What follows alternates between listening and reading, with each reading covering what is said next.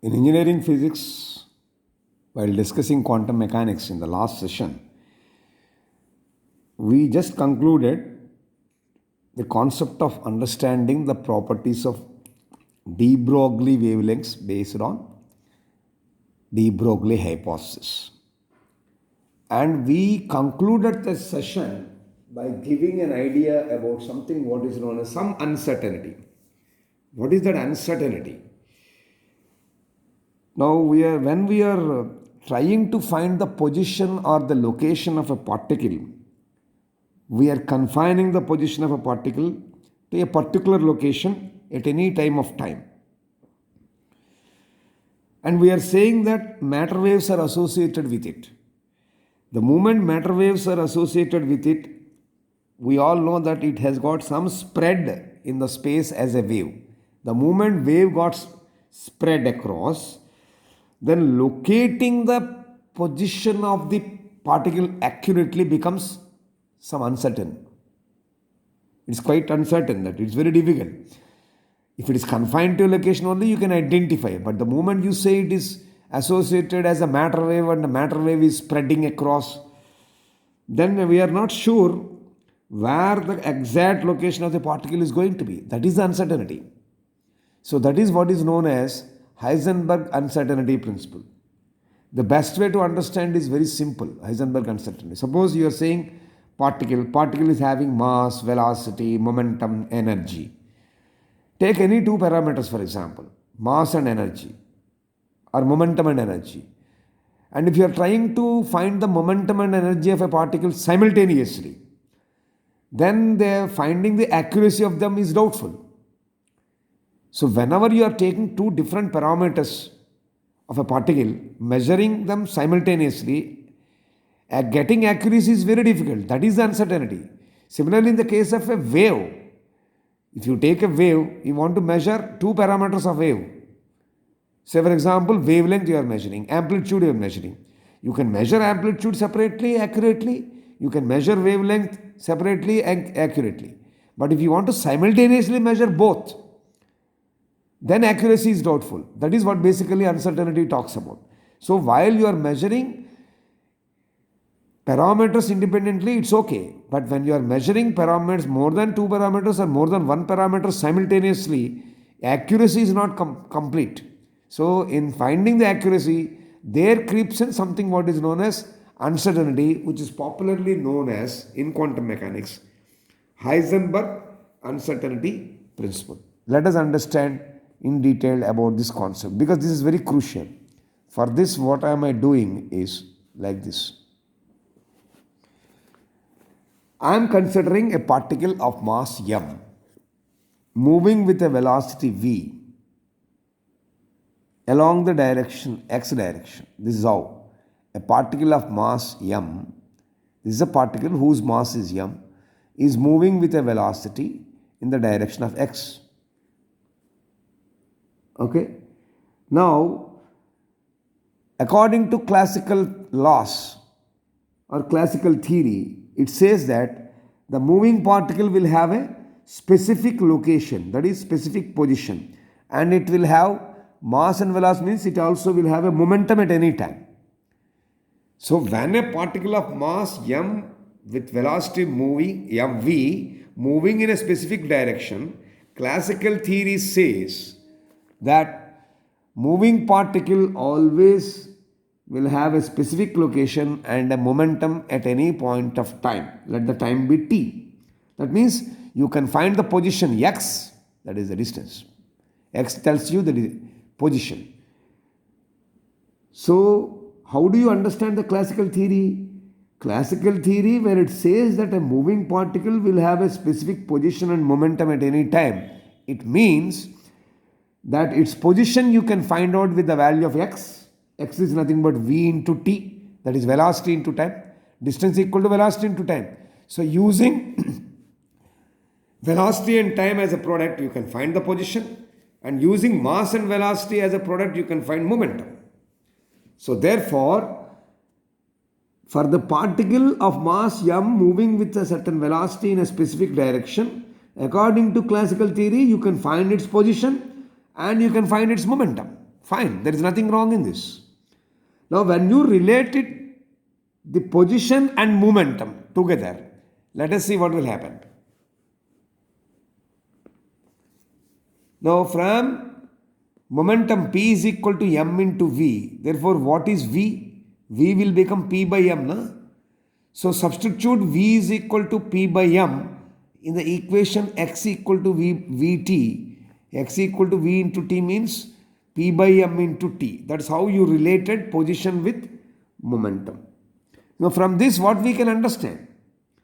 We can understand that at any time T, a particular position and momentum can be measured very accurately. Clear? I'm just recapping. I am considering a particle of mass m moving with a velocity v along x direction. So then, according to classical theory, this moving particle will have a specific position and a momentum at any time t. That is, its position can be given by x equal to v into t, standard formula, distance equal to velocity into time, and its momentum p, which is nothing but mass into velocity. This is a standard value. Now, from this, we can relate the position and momentum. How? From the equation P equal to m into V, by cross multiplying, you can get V value as P by m. This value of V as P by m, you substitute in x equal to Vt for V. So, in x equal to Vt equation, for the variable V, if you substitute the value of V as P by m, you can get x as, which is V into T, as P by m into T. So, therefore, x equal to P by m into T. That's how you successfully related position and momentum together. Now, what can be understood from this equation? From this equation, it is very clear that at any time t, a particular position and momentum of a particle can be measured very accurately. Clear? Now, what is uncertainty here? Let us see. In this, we said particle is moving. But according to de Broglie hypothesis, this moving particle is associated with a matter wave. And because this wave has got some spread in the moving region, and even the particle is somewhere where within the wave spread region, it is very difficult to locate the exact position. Again, I am telling. Now here, from this equation, we understood that it's very clear at any time t, particular position and momentum can be measured accurately. Fine. But we are saying this particle is moving. So therefore, according to de Broglie hypothesis, this moving particle should be associated with a matter wave. And as this wave has got some spread in the moving region, and even in the particle is somewhere within the wave region, wave spread region. Therefore, when it spreads, it is very difficult to locate the exact position of the particle. Therefore, there exists some uncertainty, delta x. Suppose you want to measure position. Position is represented by x. Time is represented by t. Momentum is represented by p. Like that. So, therefore, when you are talking about position identification, exact position identification, now we are saying that because it got spread as a wave, exact location cannot be found. So, in that case, the uncertainty in the position is what? Some delta x. So, therefore, delta x is the uncertainty in its position. So, therefore, as a result, the momentum of the particle cannot be determined accurately, cannot be determined precisely. I am just recapping. We have considered a particle moving with certain velocity in a specific direction. So therefore, using classical theory, because the moving particle should have specific position and momentum at any time, therefore position is identified as x equal to v into t, momentum is identified as p equal to m into v. From the equation, we got the value of v as p by m. To relate momentum with position, we substituted the value of v equal to p by m in the equation x equal to vt for v. Therefore, we got x equal to vt as x equal to p by m into t, And this equation, according to classical theory, give us a clarity that at any time t, particular position and momentum can be measured accurately. Fair enough? Now, we are saying on one side the particle is moving. Whenever the particle is moving, according to de Broglie hypothesis, this moving particle should be associated with a matter wave. And the moment you say wave, wave will spread in space in that region. So in the moving region, the wave got spread across. So therefore, the particle should be where? Somewhere in the spread region, the particle should be there. In that case, when the wave got spread and particle is said to be somewhere in that area, it is very difficult to locate the exact position. So therefore, there is some uncertainty in the location of the particle. Therefore, there is some uncertainty in the position. That uncertainty in the position is nothing but x. That uncertainty in the position I am taking as delta x. Delta x is nothing but the uncertainty in the position for locating the particle. When the position changes automatically, momentum also changes. So therefore, because there is some uncertainty delta x in the position, due to that, momentum of the particle cannot be determined precisely. That means position and momentum of a matter wave associated with a particle cannot be simultaneously determined with accuracy. This is the uncertainty. Got it or not? So therefore, when we try to make an attempt to determine these parameters without considering this, it will lead to uncertainties in each of the parameters. Without bothering about if you go ahead, then there results some more uncertainties in these parameters. And this is what is known as Heisenberg uncertainty principle for position and momentum, and it can be stated as like this. It is not possible to find simultaneously with the exact accuracy of both the position and the momentum of a moving particle when it is associated with a matter wave. Understood or not? So it is not possible to find simultaneously with exact accuracy of both position and momentum of a particle when it is associated with a matter wave. That is what I mean by saying whenever you want to measure any two parameters simultaneously, accurately, then there exists some uncertainty. This is what is known as Heisenberg uncertainty principle. Suppose if it is position is represented as x, uncertainty is position as delta x. Momentum is represented as p, uncertainty in momentum is represented as delta p. So therefore, there will be some delta x uncertainty in x, some delta p uncertainty in p when you are measuring both x and p simultaneously to have accurate position and momentum. So that product shows some uncertainty. This is what Heisenberg uncertainty principle is all about. Let us understand further. So we are talking about uncertainty in both position and momentum. Let us say the uncertainty in the position be delta x because x is position. Similarly, the uncertainty in momentum, let it be delta p. Now what Heisenberg is saying, when you are simultaneously measuring two parameters, in this case momentum and position, there exists some uncertainty. So the uncertainty in his position is taken as delta x. Uncertainty in momentum is taken as delta b. Some uncertainty in momentum, some uncertainty in position. Now according to therefore Heisenberg uncertainty principle, the product of these uncertainties, that is delta x into delta p, is greater than or equal to h upon 4 pi. So if delta x and delta p are the uncertainties in the position and momentum of a moving particle, then according to Heisenberg uncertainty principle, we can get the product delta x into delta p greater than or equal to h upon 4 pi. This is the mathematical way of representing Heisenberg uncertainty principle with respect to position and momentum. But remember friends, it need not always be position and momentum only. You can take any two parameters. Suppose I can take energy and time. Energy, if I take delta E, time I will take delta T, then delta E into delta T also will be greater than or equal to h upon 4 phi. So Heisenberg uncertainty principle does not confine itself only to momentum and position. Only example is taken. For that matter, in fact, any two parameters, you can't accurately measure simultaneously any two parameters. There comes some error. That is what is uncertainty principle. In this case, we are taking momentum and position. Position is represented as x, momentum is represented as p. So change in position or uncertainty in position is delta x.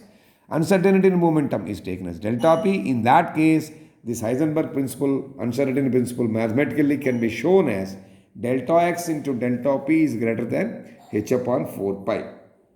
But here, h upon 2 pi can be represented as h cut.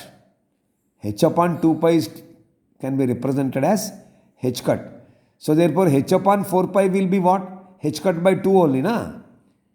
If h by 2 pi is equal to h cut, h by 4 pi will become h cut by 2.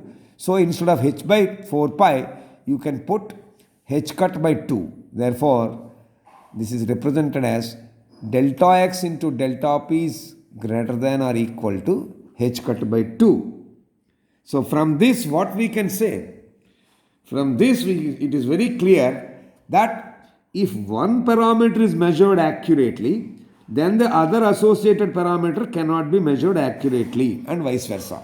That means if delta x is measured accurately, delta p cannot be measured accurately. If delta p is measured accurately, delta x cannot be measured accurately. So this gives therefore a simple probability. What is that probability? This idea, what is that idea? Not both parameters being simultaneously measured accurately gives us only the probability of finding the particle in a spread region instead of certainty. We cannot exactly say that this particle is here.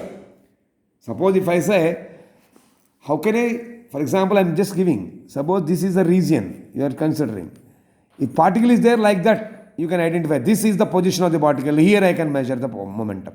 But if the particle is moving like this, how can you exactly locate the position and momentum? It's not possible. There are some uncertainties. Therefore, uncertainty principle brings us to the conclusion that it is only giving probability. There is a possibility of particle here, particle here. Therefore, uncertainty principle gives us only the probability of finding the particle in a spread region instead of certainty. That means exactly it will not give. It only gives you a probability. So this uncertainty relation for the simultaneous measurement of any two parameters need not be, I told you, it need not be position and momentum always. Suppose if you take energy and time, then it will be delta E into delta T is greater than or equal to h cut by 2. Therefore, this uncertainty relation for the simultaneous measurement of two more quantities, let us say energy and time, you can calculate like this.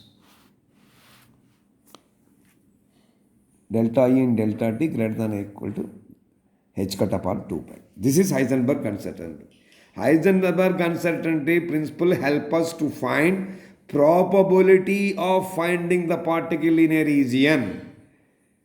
Not certainly. This is what is uncertainty principle is all about.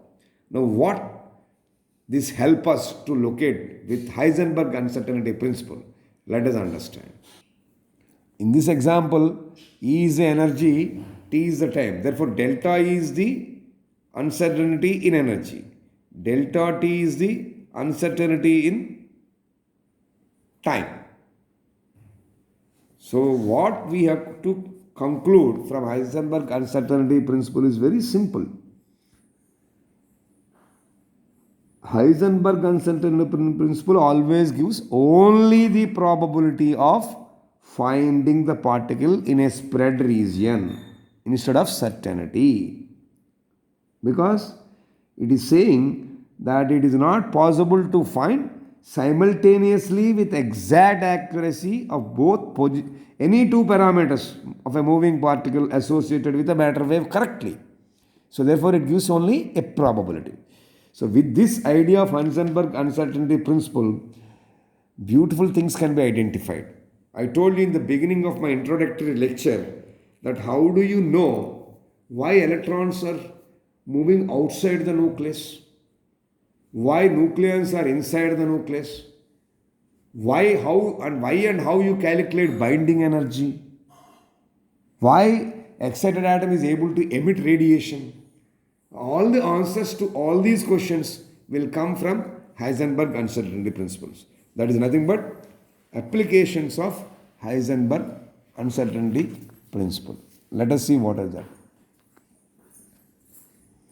Using Heisenberg uncertainty principle, we can easily identify the non-existence of electrons in the nucleus. It can be proved.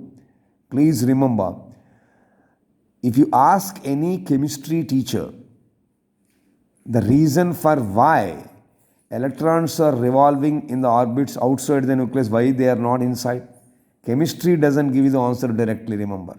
It is quantum mechanics from physics gives the answer to that modern physics question. Electrons are outside the nucleus. Why electrons are not inside the nucleus? That can be proved only for using Heisenberg uncertainty principle. That is what I mean by saying Heisenberg uncertainty principle help us to prove the non-existence of electrons inside the nucleus. That means electrons are outside the nucleus. Similarly, why nucleons, that is protons and neutrons, why they are inside, why they are not outside, that also can be proved using Heisenberg uncertainty principle. That is, the existence of protons, neutrons, and even alpha particles in the nucleons is confirmed only by uncertainty principle. And another interesting feature, something what we call as binding energy. The binding energy of an electron in an atom can be calculated exactly from this uncertainty principle. It is Heisenberg uncertainty principle that help us to calculate the binding energy. And emission of radiation of light from an excited atom is also confirmed by this principle. So though it is to understand why electrons are outside the nucleus or why neutrons and protons are inside the nucleus, there is an interesting theory which is beyond your curriculum. But you have to bring some more concepts from quantum mechanics using Heisenberg uncertainty principle to prove that electrons are outside the nucleus and protons are inside the nucleus. Using binding energy, we can calculate the energy of electrons and also we can calculate the energy of nucleons, and from that we can conclude using Heisenberg uncertainty principle that electron doesn't exist inside the nucleus, proton and neutron doesn't exist outside the nucleus. That is what we mean by saying non-existence.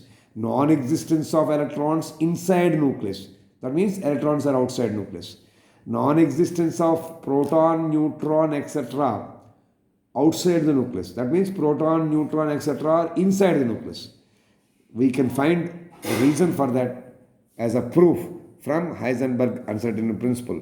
Apart from calculating binding energy and also finding the emission of radiation of light from an excited atom. Is an excited atom really emitting any radiation?